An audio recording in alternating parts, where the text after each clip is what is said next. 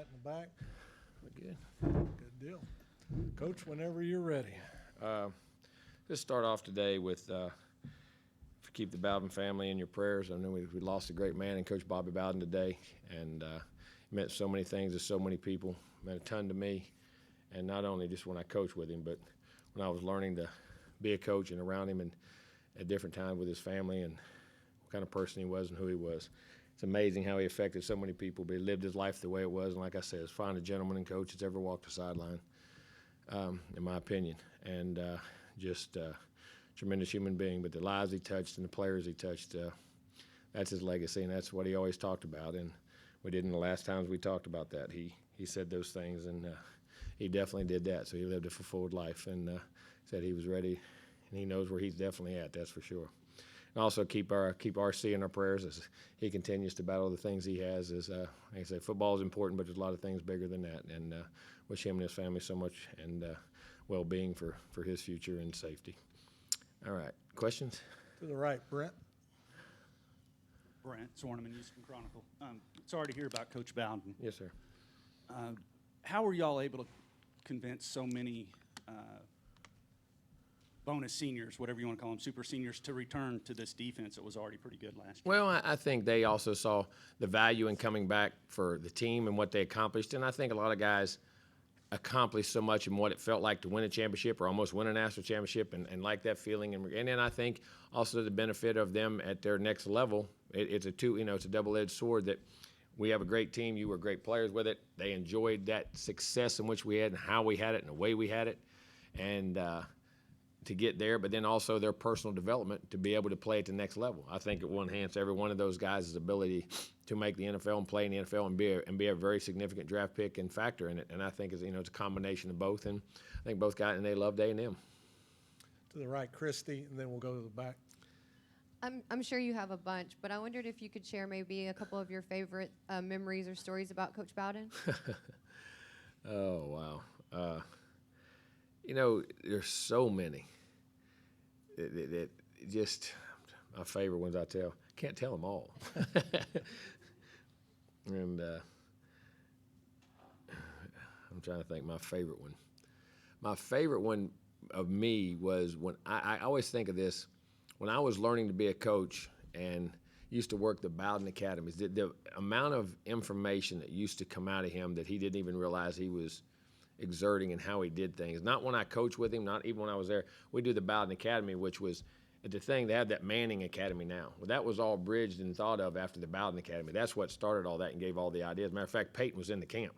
He came to the camp and things. And it was quarterbacks and receivers all over the country that came from everywhere. And that's all you did for 3 days was throw the football and run routes and catch the football. And we used to sit there. Some of my greatest memories was sitting there with him afterwards, like after the camp was over, because I was a counselor for the quarterbacks. And Tommy and Jeff did receivers, Terry did quarterbacks. We were all there, and Bobby drove around, looked at everybody, and watched everybody, kept everything, was there at every camp, every second of every moment on the field, because it was a family affair. And I was included in that and was very blessed to be in that. But at night, when all the coaches would come and people would bring people, and some old coaches and his old buddies, sometimes that knew him from years ago, played for him, different things, they'd stay, get a dorm room, and you'd sit up in the dorm, even at Sanford, you'd sit there in the dorms, put your feet up, he'd take his socks off, put his feet up on the table, just like he was so normal. He could make you feel like you knew him for 20 years in the first 2 minutes you ever talked to him. He was so genuine and honest. And just sitting there telling stories about ball, and Coach would ask him questions and things he would do and how he handled recruiting situations and how he handled. And I, as a young guy, just 22, 23 years old, sat there and would just listen over and over and over and over and over. And then if he was outside by the pool, sometimes we had it at different places eventually, and sometimes there was a pool there if we were staying in a little dorm. He'd have his feet out there, and he always sat out there. We'd always sit, and he and I had a bad habit. We both chewed. And people didn't know that about it. We'd both chew. We'd sit there to have the chew and spit, and everybody else would watch. But he would talk to everybody. But just the knowledge he would put out and how he did things, the way he did things, stories about people back then, and back when he was learning to coach, how he admired Coach Bryant, how he admired the different people he grew up admiring in the day, and just listening to him, the volume of information you used to get. That was my favorite memories of him. It really was. Now, when I coached with him was phenomenal, and we had some unbelievable talks. So he was an unbelievable historian of the game and loved the game. And our memories of Sanford together, because we both played there, and then how it was Howard College then, and he went back, and people know because people forget he was, he went to Alabama on scholarship, and he left Alabama after a semester, and people didn't know the reason why, because he went back and married Ann. You couldn't be on scholarship at that time and be married, believe that or not. When they first got married, and it was more important, he wanted to marry Ann. He moved back and he went to Sanford, and how he did it, how he gave that up, and I ended up transferring to Sanford. It was just ironic. I mean, we talk about different things, why you make decisions in life and coaching, and just listening to him, it was just a volume of knowledge and what he did and how he did. And then, some of the times that like they have, I remember when I first became an offensive coordinator at Sanford, and that was in going into the '91 season. After the '90 year, Jeff was the OC, I was quarterback coach, and Jeff went to take the job at Southern Miss. So Terry made me the OC and wanted to learn. So that year they were playing Penn State. I'll never forget, him and Joe Paterno were playing in the Blockbuster Bowl. Blockbuster Bowl back then was really good. They were both top 10 teams. They were great. As a matter of fact, it was Dossie's senior year. And so I went, and I became a coordinator, and I sat, and the family took me, put me in the hotel, kept me up. I mean, I stayed there the whole week with him and went to every meeting he did. And I sat in the back of his coaching meetings, just watched him organize and structure. Then I did his offensive meetings and watched him set up his offense, how he called it, what he did. When he watched film, was just a fly on the wall sitting in the back. And then I remember sitting, and then I went to the press box that night in the game and put the headsets on without a phone and listened to him call the game. He and Joe Paterno were going at it that night, back and forth. And Dossie that year was a first-team All-American. I remember this game was getting. I always remember this. He always saw that players make a difference in games, not plays. You got to make sure you get to certain guys, have that certain list of guys that you have to get that ball to. And Amp Lee was the MVP that night, played good. Casey Weldon was good, but Dossie was a star, and they had to have plays. And I remember they had a little list of plays over heading the ball, and he kept saying, "Mark." He's talking to Mark Rick, who was his quarterback coach at the time. Brad Scott, I believe, was the offensive coordinator. And we got to get that ball to Dossie. We got to get that ball. And he pulled those plays out, man, about 5 or 6, running about 6 plays, and about 4 or 5 of them went straight to Dossie. And they caught it, went straight down the field, won a big game. And just those experiences, how vital that was to me at such a young age to learn how to organize, how to structure, how to treat people, but then more importantly, and then how to coach, and then, and call games and do things. And his style was different than a lot of different guys sometimes on offense, and how he did it. And I could go on. I could sit there and tell hours of those stories. I mean, hours of them. Some things he'd occasionally hit me on the sideline when I was calling plays in the game. Come up there, and he made it was just some of the little comments he'd make every now and then come out of him, huh? I had no idea. But then you knew it was coming out of who it was coming out of. It was such unbelievable respect, and how he would say things. Funny time, he'd say some funny things to you during the game one time. You'd be in the middle calling plays. Maybe one time he bumped me and said something to me. I ain't going to say what he said. It was a good thing. It was about we were moving the ball up and down the field, and I started laughing, almost got a delayed game because he just caught me completely off guard when he would say those things. But he was just a tremendous man, tremendous competitor, and like I say, the lives he affected and people he affected he didn't even know about is the amazing thing about him. So We'll go to the back, and then Kirk. Jimbo, what's impressed you the most these first 2 days of camp? Well, I don't know if anything's impressed me, but hopefully the urgency to be good, and we've done some really good things, and some of the veteran guys are acting like veterans, and the young guys, I think, are anxious to compete. I think the competition level and guys wanting to push each other for jobs is one of the main things that's starting to push, and hopefully that depth that pushes that out there, the young talent with the older talent, and those guys challenging for positions and playing time, and I think that's probably been the best thing so far. Down front here, Kirk. Kirk Bowles from the Austin American-Statesman. Jimbo, start of every college football season, you see in the top 10, the Alabamas, Clemson's, Ohio States. Are y'all on the threshold of being in that group, or if not, how far away? Well, we are right now. We're in that top 10. We'll see if we can do it. And like I say at A&M, that's our goal. That's why I'm here. That's why we're here, and we should be. We have all the resources to do it and the things to do it and the program to do it, support to do it, and now it's just making sure we do it. And that's the challenge. And, when you have the bullseyes on your back and people expect you to be good, can you do that? That's another step in maturity of how you prepare, how you play, and we definitely should be. That's our goal to be here, and that's what we're here for. Go to the back again, Mike, and then down front, Olin. I know it's only been 2 days, Coach, but what are the early impressions of Haynes and Zach battling out for that QB1 They spot? had good, solid days. One of them, and we're 1s and 3. We split them up. One day, one had the ones. The other day, the other one had the ones. So they've been, 2 days. Have done a good job. They have good knowledge. You can see they worked hard in the summer. So, it's been 2 days in. So we'll watch that. Like I say, this is an early day for Fan Day and Media Day. So it hadn't been a ton of practice, but I've been happy with both practices, and there's been some little mistakes here and there that we'll continue to clean up, just like they always do. But I've been pleased. Down to the right, Olin. Yeah, Olin Buchanan, Texags. Jimbo, can you give us any kind of update on what's going on with McKinley Jackson? Yeah, I mean, McKinley, we're aware of the situation. We have found the policies of the school, and as the situation pans out, then we'll be able to make our decisions based off the information we're given. That's it. Okay. And secondly, how good is Terry Price's barbecue? Because it seems like, it's such a big part of the pool party and things like that. And But when you have a getting guys barbecue in. and the food's bad, it's usually not a very good barbecue. So if the food's real good, it usually turns into a real good barbecue. So and he can cook. He really can. I told him when I first met him, he had those awards. He had that hat with 3 or 4 different award places he'd won competitions. And I said, now listen, I ain't been to those. I don't know if you just sewed those on there or they were legit. You know what I mean? We got to do some research. But all you got to do is taste his barbecue one time, and they're legit. they were legit wins. He's really good. And that's big. He's excellent. And a ton of work. The amount of work he puts in to cook, wow. It's unbelievable. Down front, Zach, and then to the right, Cedric. Jimbo, last year, actually the last couple of seasons, Buddy was one of the clear-cut leaders of that defense. How have you seen the leadership in that linebacking core change this offseason? And obviously Aaron Hansford's a guy that with the most experience. So how have you seen him become more of a vocal leader? Well, he will be, and he has been. And he just, by his performance, you don't have to be vocal. So here's the other thing. Everybody thinks leadership is vocal. Leadership comes in many ways. It's how you affect your teammates. Is it vocal? Is it off the field? Is it on the field? Is it by example? You change behavior. You want people to play like you. You want people to play to your standards. So leadership comes in a lot of different ways. And Aaron has become more vocal, but his is more, I think, by example and how hard and the type of athlete he is and the way he plays. And he's doing a great job of that. And leadership, other guys on our defense are definitely leading too. So, I mean, I think we're in a good position there. Cedric, and then to the right. Hey, Jimbo, Cedric Golden, Austin American Statesman. With Kellen being here for the last few years, that's a luxury to have experience at that position. Now that you're going to have a new guy starting, how much enthusiasm are you seeing on that defensive side? Because they know they're going to have to really step up while these guys figure out how to Well, lead I an think offense. everybody knows how they play, whether who's the quarterback, when Kellen was or there. I mean, you say that, but then you don't put limitations on a new guy. I did that one year and won a national championship with a redshirt freshman. I said that coming in. So, I mean, you don't know how. I don't want to put limitations on him, or I don't want to put limitations on a redshirt sophomore and Zach Calzada. I mean, both guys haven't played as much, but both guys are very talented.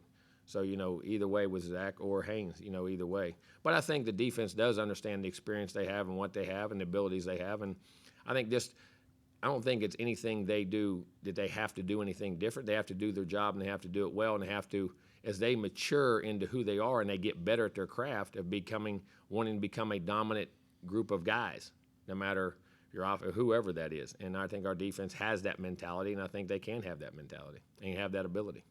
Second row left, David, and then Sam right behind him. Jimbo, David Nuno, Texags. What does it say about Eli that he wants to run with the tight ends and get out there on the field any way he can?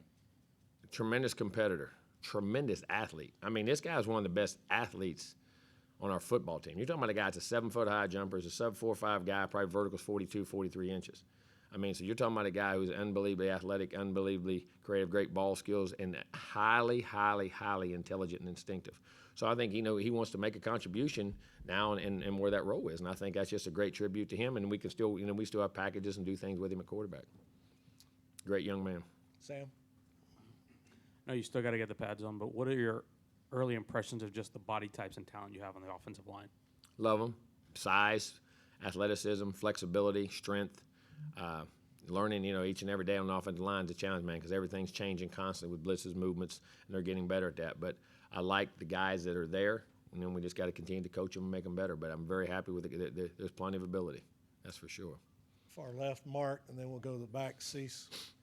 Mark Passwaters with Rivals. Actually, that leads right into my question. With so many new faces on the offensive line, how have they looked as a unit so far? Well, we're moving guys around. That's the thing. I'm not worried about how they look as a unit. I'm just unit about where I'm trying to get guys to find the best position. We're moving guys from left tackle to right tackle, right guard, left guard, center. We're moving guys all around. But now when they're in there making calls and guys are making calls, the first group really understands. The second group is very talented with young guys, and they're learning.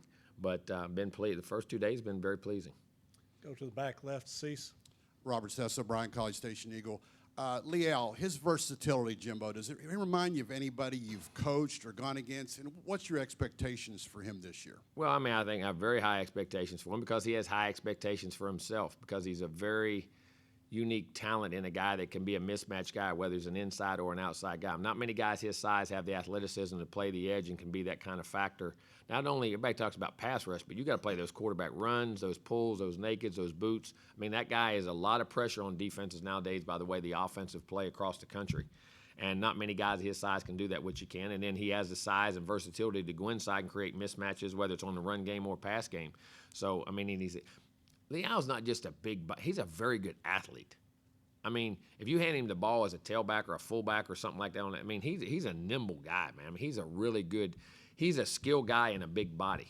And that's one of the reasons I think he's such a very successful football player and has that because he plays hard. But, man, he has that ability to play like a little guy in a big guy's body, which is rare. And, you know, he's a mismatch guy. It's like you have on offense, say you move receivers around back like a Nias does. Well, he's that kind of guy on defense. You can create matchups to rush, pass, or in the run game or pass game. And not everybody. Some guys can do it in the pass game, can't do it in the run game. He can. To the right, Brent, and then Justin to the left. Now that it's official, your overall thoughts on Texas and Oklahoma entering the SEC and playing the Longhorns every year, maybe starting as soon as next year. Well, that's not. I'm worried about us this year. We voted them in. Glad to have them. It's a great conference. I know they. I mean, this is the best ball in the country, and so we'll line up and play, and look forward to playing them. To the left, Justin, and then Christy may wrap us up. Elko should be ready. Coach Twofold on the receivers, saw Demond on the bike day one. Update on him. Had a foot injury that he had this summer. Legit, he's worked hard, had great grades, has been busting his tail. It's just taking time to get his sprained foot that he hurt running this summer, just in a running drill. Nothing ironic that he'll get back on, and we're timetable each and every day by what goes on in the medical staff. I mean, he'd definitely be back, just getting it back. And then just that unit as a group, Coach, what can they improve on and be better at this year? Well, I think everything. I mean, big plays, catches, no drops. I mean, as a receiving group, that's your whole goal. I want to not drop balls. I want to have not miss assignments. I want to get open on every play. So, I mean, those are challenges, which is like on defense. I want to cover every guy. So, I mean, just taking another step. And when you got young quarterbacks, taking that responsibility of doing my job and doing it well and consistently where that guy doesn't have to worry about me because a lot of young quarterback problems come from when people around you don't do their job. When the guys around you, that's one of the things that, you got running backs, tight ends, and receivers all have tons of experience. So when those guys do their job, it makes a quarterback growth much easier. When they're where they're supposed to be, and I get through my progressions the right way, and the read says, I'm going to get this guy, and I'm going to do that, and it's there. It's when guys don't do the right thing, or those can be bigger problems for young quarterbacks. And our receivers are very knowledgeable. They have good ability, vertically and not, and I think we got to continue to work down the field in plays, which we do. Getting Chap and those guys back, I think, will help in that, and other guys developing, which I've already seen in the first 2 days. And I think that'll make the quarterback transitions much, much easier in their development and gain their confidence. And once that confidence comes in, they can take off. And the receivers are going to have a big part with the tight ends and the running backs too, in what we're doing. Christy, and then we'll wrap up KPRC. You spoke earlier about expecting to be ranked among the top teams in the country, but now you have to go out and do it. Like, what will be the biggest key if you had to name one thing of what it will take for you guys to take that next step? To live in the standard, not worry about who we're playing, where we're playing, or how or any of that. We're worried about how we play and what we do, and that we meet our standard each and every day. And I mean this, whether the first game, the last game, you play them the same, and every one of them is the most important game in the world. You play them one at a time. There are no games. Everybody says, well, that's a big game. Lose one game and see which game's a big game. I mean, they're all one win, one loss. I mean, it doesn't matter. So you have to approach that way. And I think there's a mentality and an understanding that way, that no matter who your opponent is, and it's a crazy statement, your opponents become faceless. It's a matter of what you do. It's not disrespect to them, but you can only control what you can control. And that's a standard in which you approach a game, how you prepare for a game, and how you then perform in the game. And that's what you have to do. And that's the standard in which we have to learn to do. And I think we're in the process of doing that. Last one from Coach, and then we got Coach Elko and Dickey. Coach Alex Radow from KPRC TV here in the back, Gotcha. Houston. Speaking of Houston, obviously a ton of your roster is made up of Houston kids. Could you talk about Isaiah Spiller and how much you'll lean on him with the young quarterbacks you do have? Oh, you do. I mean, you got Spiller, you got a Chain, you got all those guys that touch the ball. But Spiller he's had basically 2,000 yards in 2 years. Basically did 1,000 last year in 10 games, with other guys getting plenty of carries. So his productivity is ridiculous. He's become a complete back. His picking blocks up. He's learning to be a better receiver, route runner, things he's developing there. He's a huge player. And I mean, more importantly, his leadership. There's another guy, as I say, all of a sudden there was a lot put on him. And you ask a guy to lead when they're young and there's a lot put on them, they don't need to lead. They need to do their job. Learn to be that guy and not put that extra pressure on him. Well, he is now, you can see that, all right, I'm comfortable with my job. He's starting to really affect the other guys on the team. Had an unbelievable summer. His conditioning, his shape, the way he worked, and hearing it from other players, our strength conditioning coaches, just how much he has really just grown. And that, not that he hadn't, it's just maturity. You're in the third year in college, which now everybody leaves. Back then, back in the old days, that's when you first started playing. Now everybody's leaving, if you really think about it. And, you wonder, and these guys, and you wonder about kids' maturity. No, we've just sped up the clock so much. And but he's a guy that I've been very happy with in everything he does. Great human being, but man, what an impactful player. And he's going to be huge for those quarterbacks. When you turn around and hand it off and make a lot of yards and take some pressure off, it's big. And then also when you play action to him, creates a lot of plays down the field. All right, Coach, thanks. We'll get the